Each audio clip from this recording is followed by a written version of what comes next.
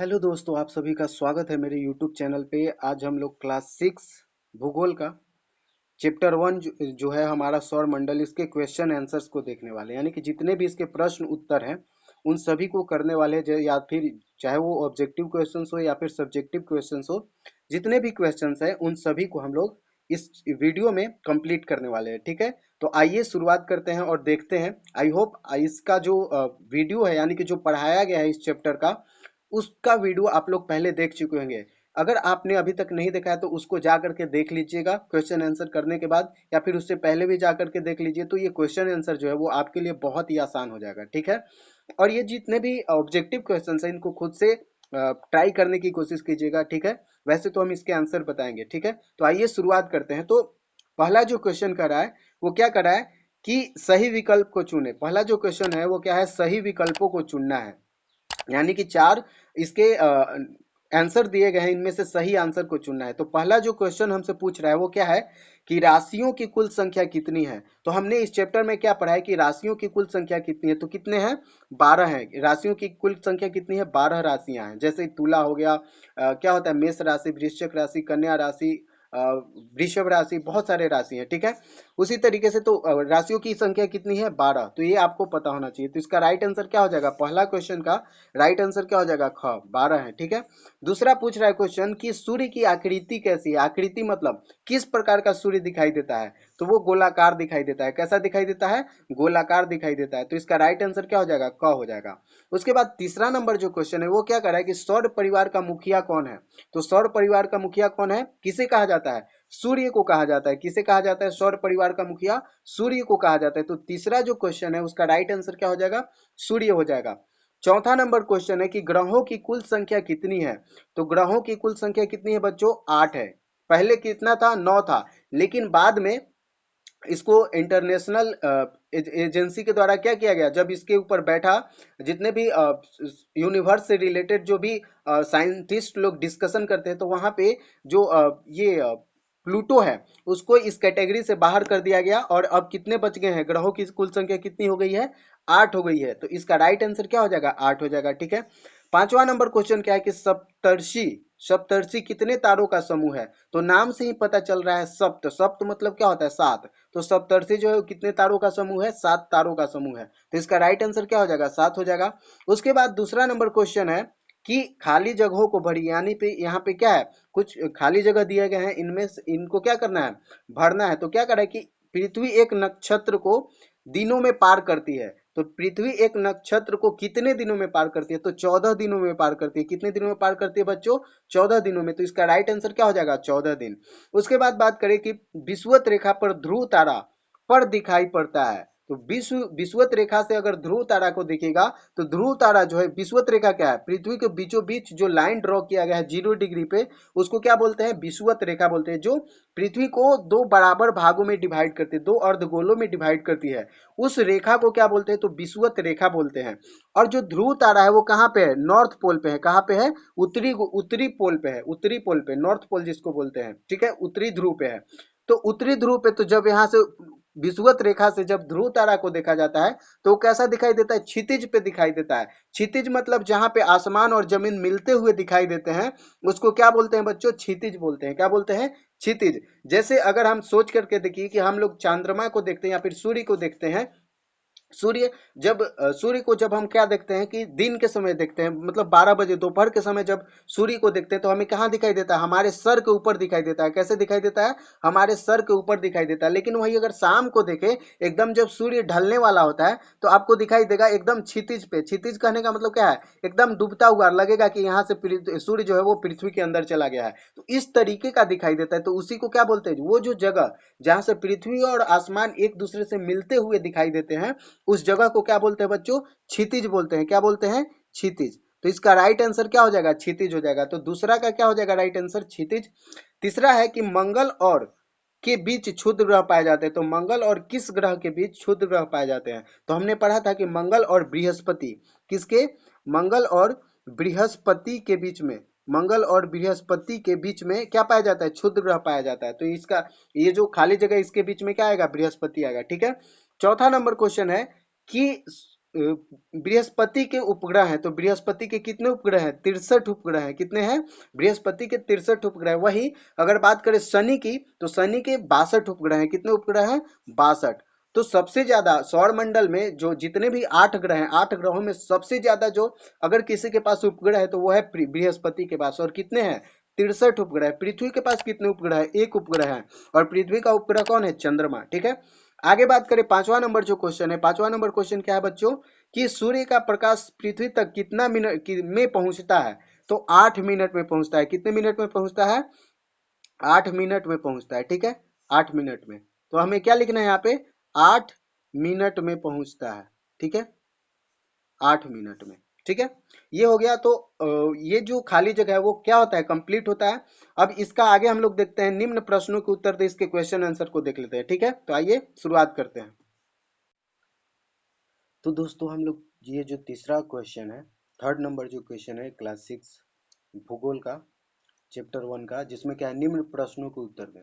तो इसमें पहला जो क्वेश्चन हमसे पूछा जा रहा है वो क्या है कि सूर्य से दूरी के अनुसार ग्रहों के नाम लिखिए। यानी कि मान लीजिए यहाँ पे क्या है, यहाँ पे सूर्य है, तो सूर्य से दूरी के अनुसार कौन कौन से ग्रह कहाँ कहाँ पे हैं, किस प्रकार हैं। यानी कि अगर ये सूर्य है तो सूर्य के बाद कौन सा ग्रह आएगा, उसके बाद कौन सा ग्रह आएगा, उसके बाद कौन सा ग्रह है, इसके ऐसे नाम लिखने। ठीक है, तो क्या करें कि सूर्य से दूरी के अनुसार ग्रहों के नाम लिखिए। तो हम लोग क्या लिखेंगे? तो हमने क्या लिखा है, कौन कौन से ग्रह हैं हमने याद करवाया था, एक इंग्लिश का टर्म भी दिया था जिसका क्या नाम था? My very efficient mother just served us nuts. ये इंग्लिश में याद करने का है। तो एम से मरकरी होता है, मरकरी मतलब बुध। वी से क्या होता है? वीनस होता है, वीनस मतलब शुक्र। ई से अर्थ होता है, अर्थ मतलब पृथ्वी। एम का मतलब क्या होता है? मार्स, मार्स का मतलब मंगल। जे का मतलब जुपिटर होता है, और जुपिटर को क्या बोलते हैं हिंदी में? बृहस्पति। एस का मतलब सैटर्न होता है, सैटर्न मतलब शनि। भी यू का मतलब क्या होता है?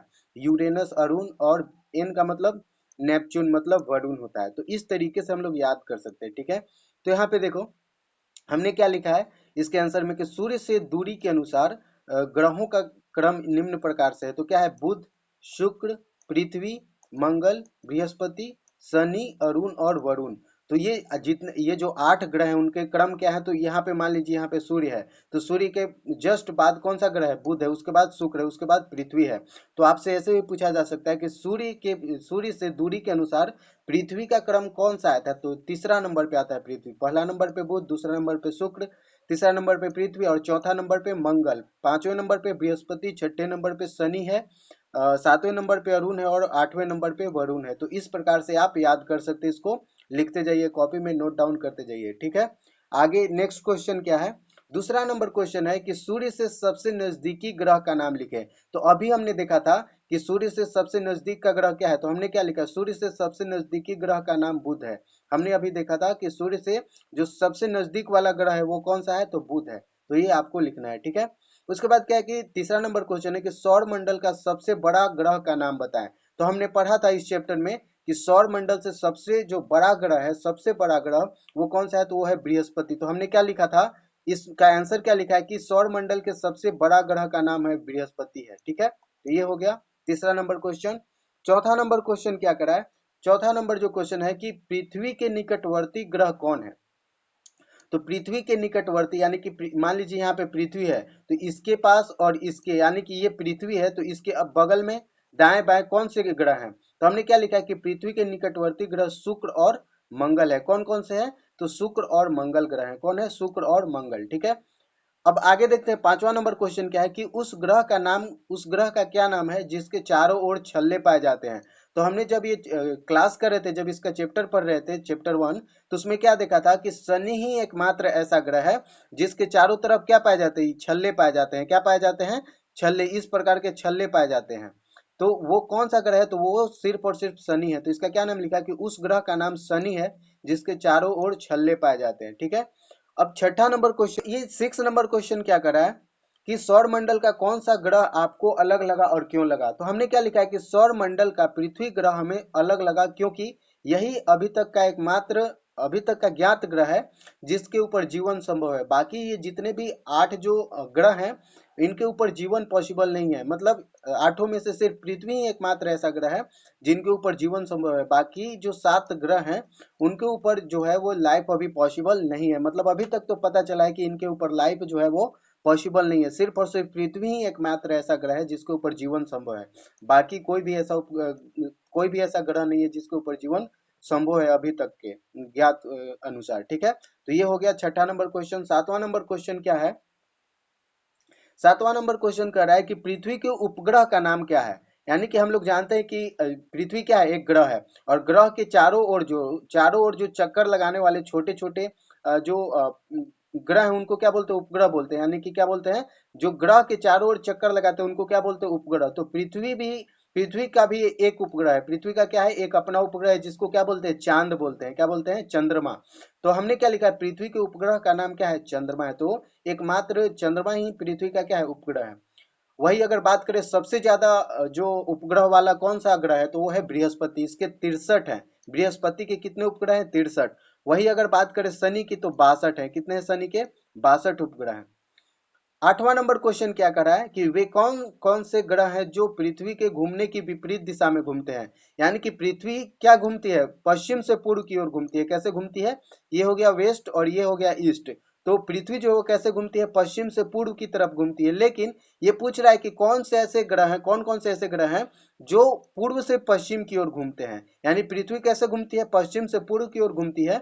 और ये पूछ रहा है कि वे कौन कौन से ग्रह हैं जो पृथ्वी के विपरीत, विपरीत मतलब उल्टा, अगर पृथ्वी पश्चिम से पूर्व की ओर घूम रही है तो कौन कौन से ऐसे ग्रह हैं जो पूर्व से पश्चिम की ओर घूम रहे हैं? तो दो मात्र ऐसे ग्रह हैं, यानी कि शुक्र और, हमने क्या लिखा है इसके उत्तर में कि शुक्र और अरुण दो मात्र ऐसे उपग्रह, ऐसे ग्रह हैं, सॉरी यहाँ पे क्या होगा, ऐसे ग्रह हैं जो पृथ्वी के घूमने के विपरीत दिशा में घूमते हैं। कैसे घूमते हैं?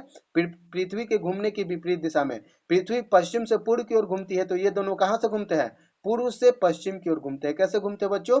पूर्व से पश्चिम की ओर। और आप जो है वो इस चीज को ऐसे याद रख सकते हैं कि जितने भी ग्रह हैं ये शुक्र और अरुण को छोड़ करके सभी के सभी एंटी क्लॉकवाइज घूमते हैं। कैसे घूमते हैं बच्चों? Anti clockwise. अब बात करें कि ये एंटी क्लॉकवाइज क्या होता है, तो एंटी क्लॉकवाइज को हम ऐसे समझाते हैं। देखिए, एंटी क्लॉकवाइज कहने का मतलब क्या है? एक होता है क्लॉकवाइज। क्लॉक मतलब क्या होता है बच्चों? घड़ी। क्लॉक का मतलब क्या होता है? घड़ी। जैसे हम यहाँ पे एक घड़ी बनाते हैं, क्या बनाते हैं? घड़ी। जैसे ये 12 बज गया, यहाँ पे क्या बज गया? 6 बज गया, यहाँ पे 3 और यहाँ पे 9। ठीक है, इस तरीके का घड़ी होता है। ठीक है, और ये घड़ी की एक सुई होती है। अब ये सुई जो है वो कैसे घूमती है? इस प्रकार घूमती है ना, इस डायरेक्शन में। यानी कि पूर्व से, सॉरी किधर घूमती है? पूर्व से, ये हो गया पूर्व और ये हो गया पश्चिम। ठीक है, हम लोग जानते हैं ऊपर क्या हो गया? उत्तर, और नीचे क्या हो गया? दक्षिण। तो देखो, जो घड़ी है वो कैसे घूमती है? पूर्व से पश्चिम की ओर घूमती है। ऐसे घूमती है ना, जैसे इसका सुई है तो वो कैसे घूमता है? इधर घूमता है, ऐसे ऐसे चलता है, फिर ऐसे जाएगा, इस तरीके से जाएगा, फिर ऐसे घूमेगा। तो घड़ी जो है वो पूर्व से पश्चिम की ओर घूमता है, तो इसको बोलते हैं क्लॉकवाइज। क्या बोलते हैं बच्चों? क्लॉकवाइज। क्लॉकवाइज मतलब क्या है? घड़ी की दिशा में। क्लॉकवाइज कहने का मतलब क्या हुआ? घड़ी की दिशा में। अगर कोई पूरब से पश्चिम की ओर घूम रहा है तो वो क्या कहलाएगा? क्लॉकवाइज कहलाएगा, घड़ी की दिशा में। लेकिन अगर कोई पश्चिम से पूर्व की ओर घूमने लगे तो उसको क्या बोलेंगे? एंटी क्लॉकवाइज बोलेंगे। क्या बोलेंगे? Anti clockwise. एंटी क्लॉकवाइज कहने का मतलब क्या हुआ? एंटी मतलब क्या होता है? उल्टा। एंटी कहने का मतलब क्या होता है? उल्टा या फिर विपरीत। तो ये क्या हो गया? Anti clockwise. तो जितने भी ग्रह हैं, यानी कि 6 जो ग्रह हैं, शुक्र और अरुण को छोड़ करके जो 6 ग्रह हैं वो कैसे घूमते हैं? तो क्लॉकवाइज डायरेक्शन में घूमते हैं। कैसे घूमते हैं? जो शुक्र और अरुण है वो क्लॉकवाइज में घूमता है और बाकी जो 6 ग्रह हैं वो एंटी क्लॉकवाइज घूमते हैं। तो पृथ्वी कैसे घूमती है? एंटी क्लॉकवाइज घूमती है। अगर बुध कैसे घूमता है? एंटी क्लॉकवाइज घूमता है। बृहस्पति कैसे घूमता है? Anti clockwise. शुक्र तो क्लॉकवाइज घूमता है। ठीक है, मंगल कैसे घूमता है? एंटी क्लॉकवाइज घूमता है। तो इस तरीके से हम लोग क्या कर सकते हैं? याद कर सकते हैं। ठीक है, तो ये हो गया क्लॉकवाइज और एंटी क्लॉकवाइज। ठीक है, आई होप ये क्लियर हो गया होगा। आगे देखते हैं। नेक्स्ट जो 9वां क्वेश्चन है, 9 नंबर जो क्वेश्चन है वो क्या कर रहा है कि आकाश गंगा क्या है। तो हमने क्या लिखा है? आकाश गंगा का आंसर क्या लिखा है कि खुले आसमान में कहीं कहीं रास्ते की तरह दूर तक असंख्य तारों की फैली चौड़ी सफेद चमकदार पट्टी होती है। इसकी कल्पना आकाश में प्रकाश की एक बहती नदी की तरह की गई है जिसे आकाश गंगा कहते हैं। क्या कहते हैं?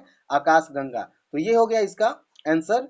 अब हम लोग जो मैच द फॉलोइंग क्वेश्चंस है, यानी कि जो मिलान करने वाले क्वेश्चंस है, उनको देख लेते हैं। ठीक है, अब क्वेश्चन आंसर देखने के बाद बच्चों अब हमें क्या देखना है, मैच द फॉलोइंग यानी कि सही मिलान करने वाले जो ये क्वेश्चंस है इनको कर लेते हैं। तो क्या करा है कि आकाशीय पिंड एवं दी गई विशेषताओं का सही मिलान कीजिए।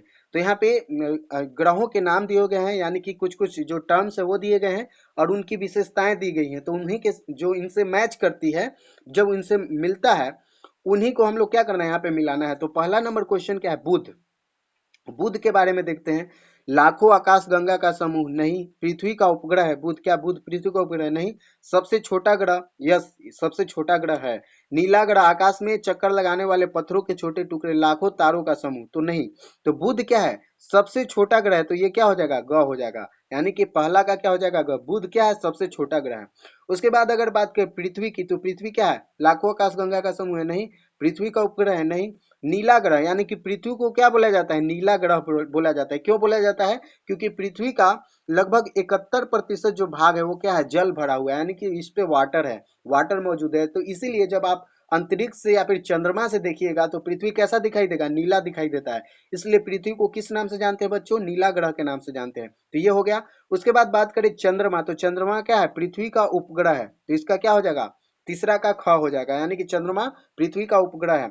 उसके बाद बात करें उल्का पिंड। उल्का पिंड क्या है, लाखों तारों लाखों आकाश गंगा का समूह है, नहीं। पृथ्वी सबसे छोटा ग्रह है। आकाश में चक्कर लगाने वाले पत्थरों के छोटे टुकड़े हैं, या लाखों तारों का समूह। तो उल्का पिंड जो है वो आकाश में चक्कर लगाने वाले पत्थरों के छोटे टुकड़े हैं, ठीक है। तो ये हो गया। उसके बाद बात करें आकाश गंगा क्या है, आकाश जो है वो लाखों तारों का समूह है। आकाश गंगा क्या है, लाखों तारों का समूह। तो आकाश गंगा का क्या हो जाएगा, आकाश गंगा का क्या हो जाएगा, लाखों तारों का समूह। उसके बाद बात करें ब्रह्मांड का, तो लाखों आकाश गंगा का समूह, यानी कि सबसे बड़ा जो बात करी यूनिवर्स, ब्रह्मांड को क्या बोलते हैं इंग्लिश में, यूनिवर्स। तो ब्रह्मांड क्या है, लाखों आकाश गंगों का समूह है, ठीक है। और उससे छोटा अगर देखें तो आकाश गंगा, आकाश गंगा क्या है, लाखों तारों का समूह है। तो इसका क्या हो जाएगा, ब्रह्मांड का क्या हो जाएगा, यानी कि छठा का क्या हो जाएगा, क। छठा का क्या हो जाएगा, क, ठीक है। तो ये देख लिया आप लोग कैसे इसका राइट आंसर होगा, कौन सा राइट आंसर होगा, कैसे कैसे मिलान करेंगे। तो आई होप ये जो चैप्टर है वो कंप्लीट हो गया होगा। इसके जितने भी क्वेश्चन आंसर थे, या तो ऑब्जेक्टिव क्वेश्चंस, रिक्त स्थानों की पूर्ति करने वाले, या फिर सब्जेक्टिव क्वेश्चंस, या फिर मैच द फॉलोइंग सही मिलान करने वाले, इन सभी क्वेश्चंस को हमने देख लिया। तो अभी तक चैनल को सब्सक्राइब नहीं किए हैं तो चैनल को सब्सक्राइब कर लीजिए, वीडियो को लाइक कर दीजिए। और ये वीडियो जो है वो हेल्पफुल रहा या नहीं रहा, कैसा लगा आपको, ये कमेंट बॉक्स में कमेंट करके जरूर बताइएगा, ठीक है। तो मिलते हैं नेक्स्ट वीडियो में, तब तक के लिए धन्यवाद, टेक केयर।